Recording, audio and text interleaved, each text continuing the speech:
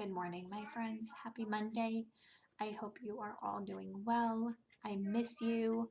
Um, Here we are again. It's another week.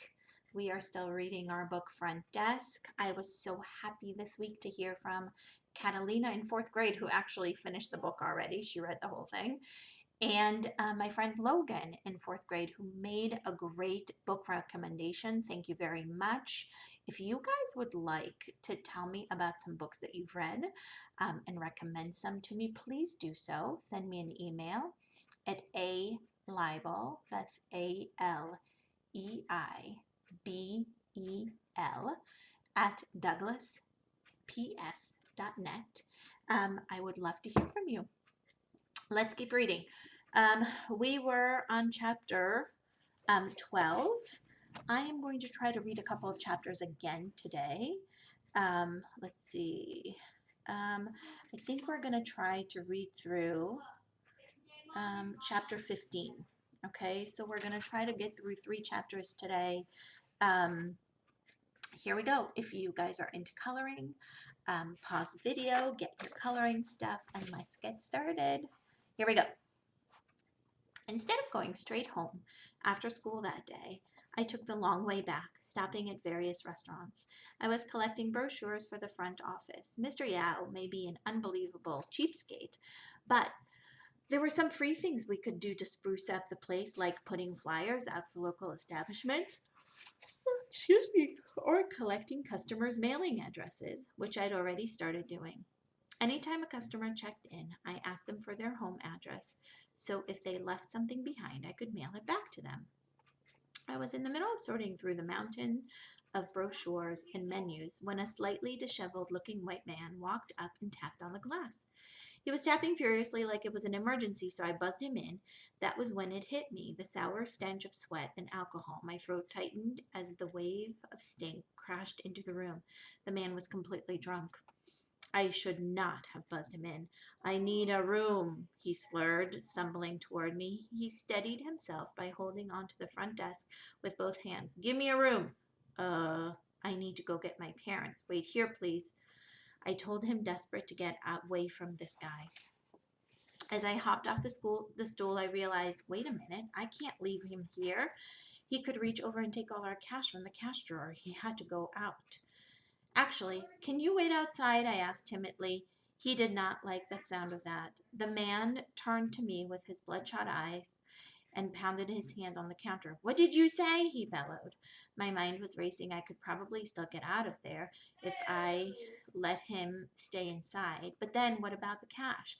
Please, sir, I tried again. I just need you to wait outside. Why? Why can't I wait right here? He demanded.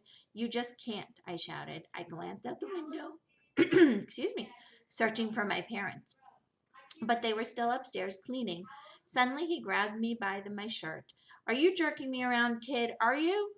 No, sir. I shook my head from side to side. His rancid breath stung my eyes. With my fingers, I tried to reach for the phone, but his grip on my shirt was too tight. Please just calm down, I pleaded with him. I thought maybe I could distract him with all my restaurant brochures. Hey, are you hungry? I have a bunch of menus.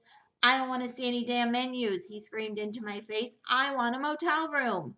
The next thing I knew, he pounded the counter so hard the wood nearly chipped. I screamed. Tears streamed down my eyes. Through the blur of my tears, I saw a figure outside banging on the front door. It was Hank. Quickly, I reached down and pressed on the buzzer.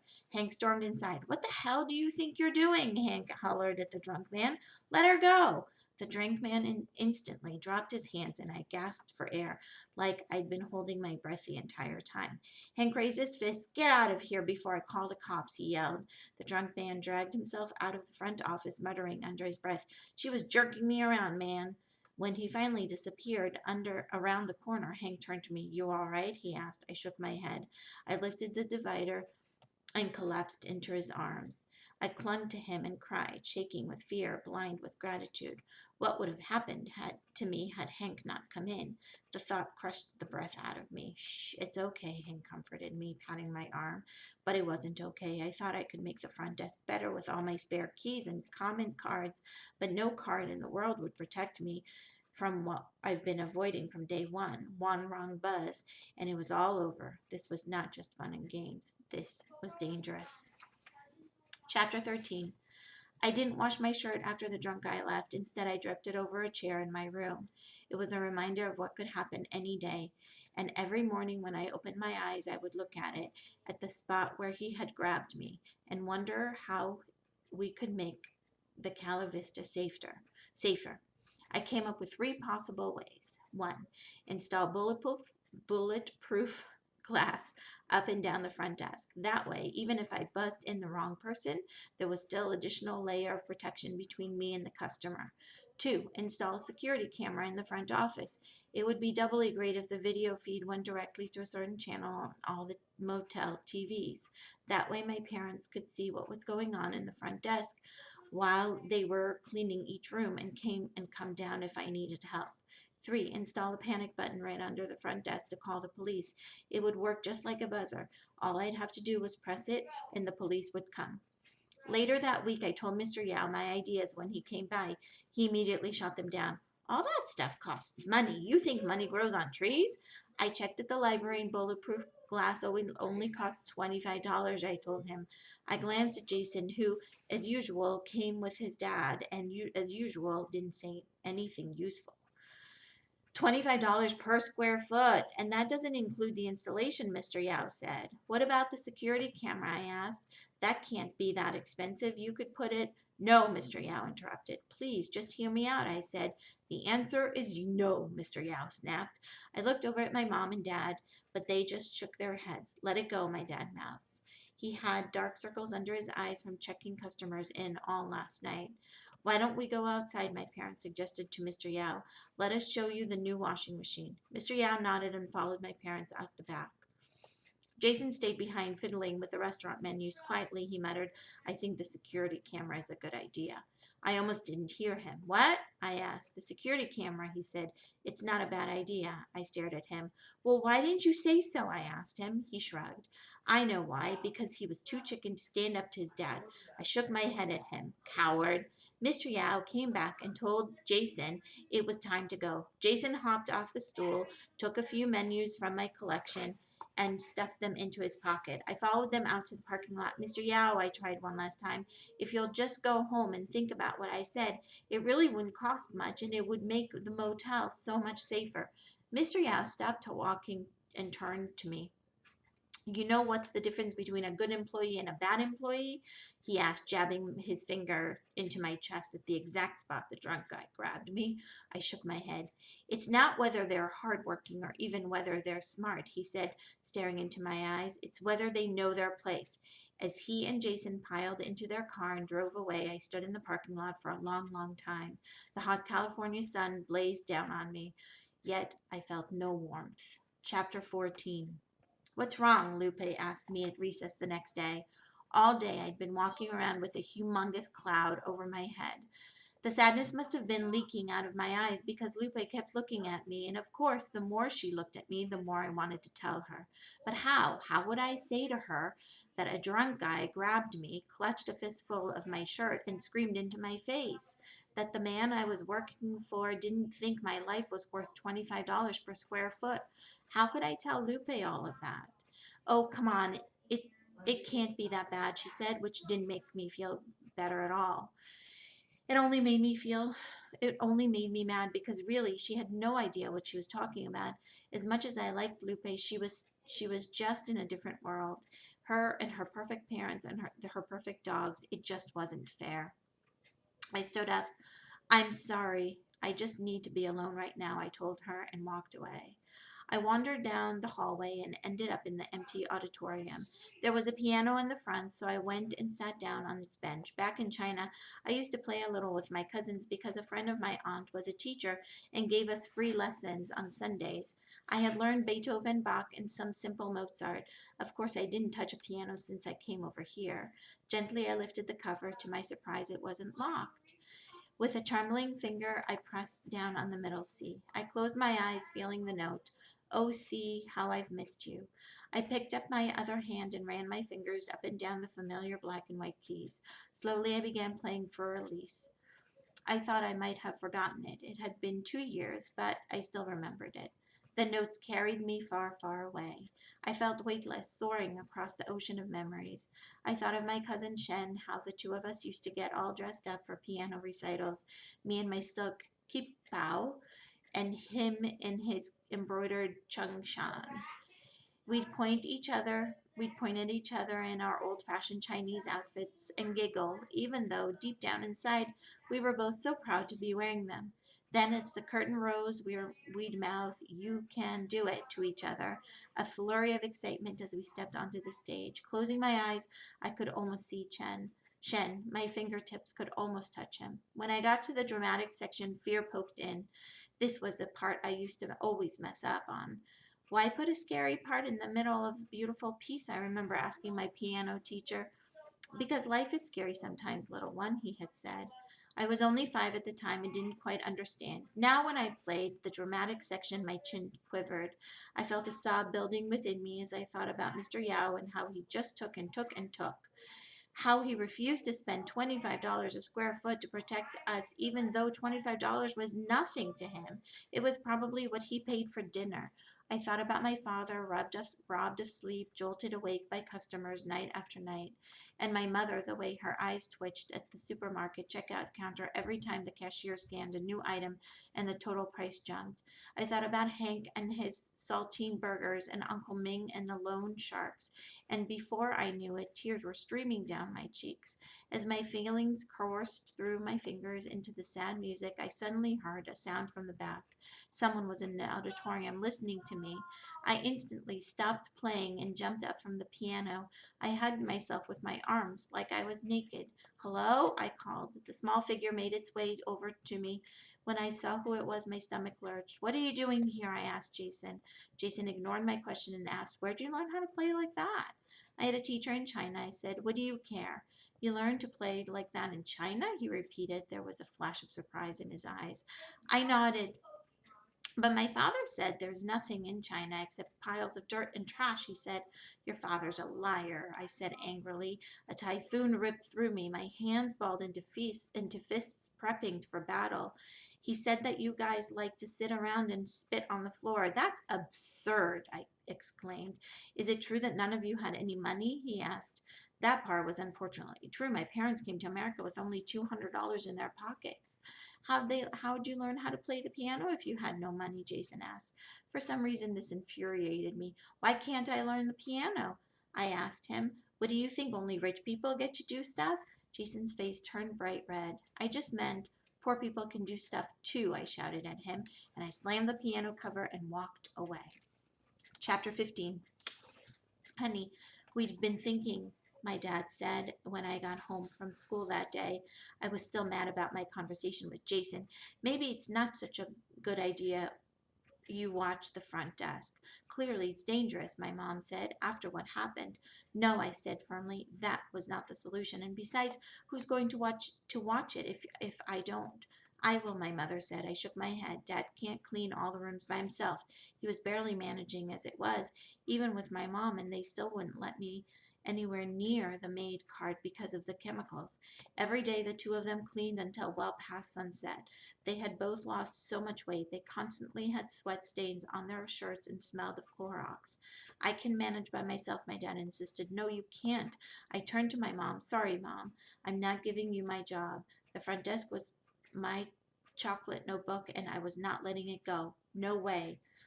I plopped down on the front desk stool and gazed at the wallpaper at the spot where the security camera was supposed to go. "Why can't we just tell him he has to get us cameras, or else?" I asked my parents. "Because he knows there's no or else," my dad said softly. I bit my lip.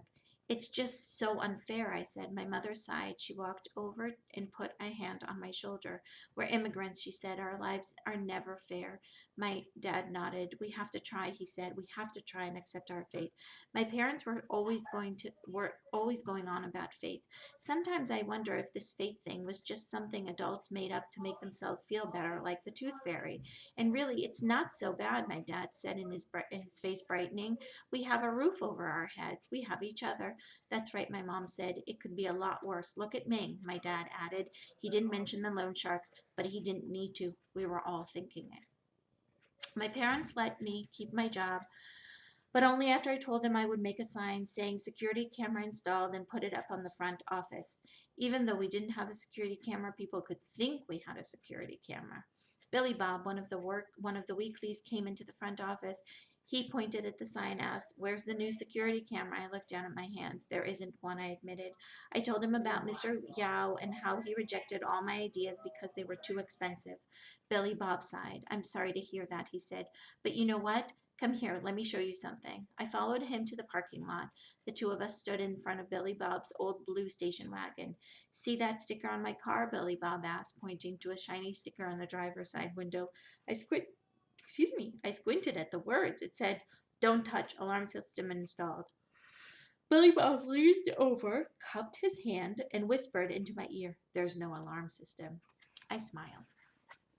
Later that day, a small hatchback pulled up beside Billy Bob's station wagon. A Chinese guy came bouncing out of it, running up to my dad and shaking his hand furiously. He told him he was a friend of Uncle Ming's and asked if he could stay here for the night. "Any friend of Ming's is a friend of mine," my dad smiled. That night, as my mom prepared dinner, Uncle Lee stood next to her, beaming at the sweet and sour pork, rubbing his hands while the wok sizzled. "I haven't even tasted it, and I know it's delicious," he praised my mother, who blushed with pride. "Thanks," my mom said. You don't know what it's like for me these last few months," Uncle Lee said. He told us that he meant Ming working in the kitchen of a burger place. All day we'd make these juicy burgers for the customers, the kind with real thick beef. My stomach nodded. That's why I took the job, for the burgers. But for lunch, you know what the boss would give us? A sandwich of 2 slices of white bread and some mayo. The whole thing was white. "No meat?" my dad asked. "No meat." "No lettuce?" my mom asked, popping a spring roll into her mouth as she sat down. "How about some tomato?" I asked. "Nope, just white on white on white. Day after day after day, white on white on white? That's not a sandwich, that's an envelope." My father shook his head at his friend's misfortune. "So, you know what I did?" the man asked, leaning in as if to let us in on a secret. "What?" "Every day I made a delicious burger and wrapped it up carefully. I put it in my bag and then I threw it into the trash," he said. "Then every day after work I'd go find it." "You what?" My mother dropped her chopsticks. Everyone stopped eating. "It wasn't always easy, let me tell you. Some days my body was completely inside the dumpster and all you'd see were these two little legs kicking in the air. But I always managed to find my burger in the end," he said triumphantly. My eyes slid over to the trash can in the kitchen, overflowing with potato peels and eggshells. I pictured two little legs sticking out. "Did anyone ever see you?" I asked. He shrugged. Like, so what if they did? I marveled at the guy, at his bravery. He didn't even care if anybody saw him. That was the amazing part. I think I definitely would have cared.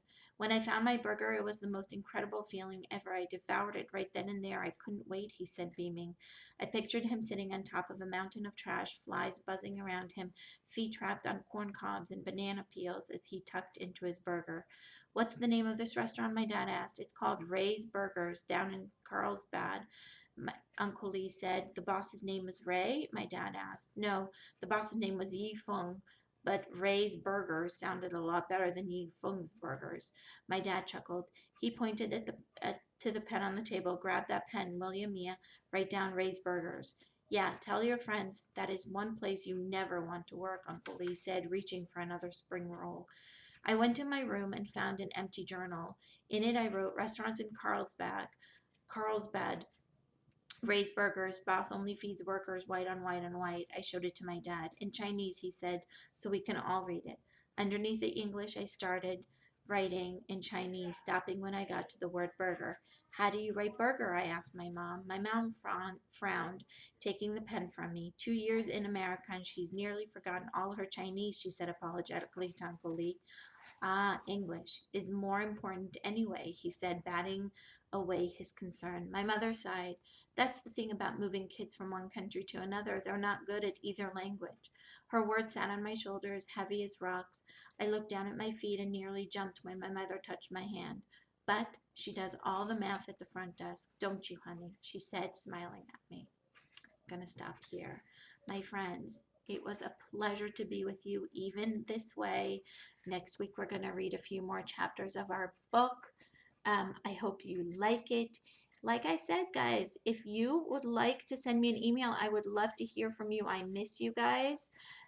My email address is alibel@douglasps.net. And I will start new Google Classrooms for the elementary school and the primary school. So you can also contact me that way. You can send me a message through Google Classroom. I miss you guys. Take care of yourselves. Please spend some time outside. Be kind to your family and to yourself. Take care of yourselves, guys. Happy week. I will see you next week. Bye, everyone.